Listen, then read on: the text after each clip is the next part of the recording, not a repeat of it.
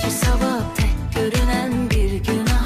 O günaha dostum niye saldın tamah? Sevgi sabah tek görünen bir günah. O günaha dostum niye saldın tamah? Gederdin göresenle yolun her sabah. Saatlerce durardın balkonda.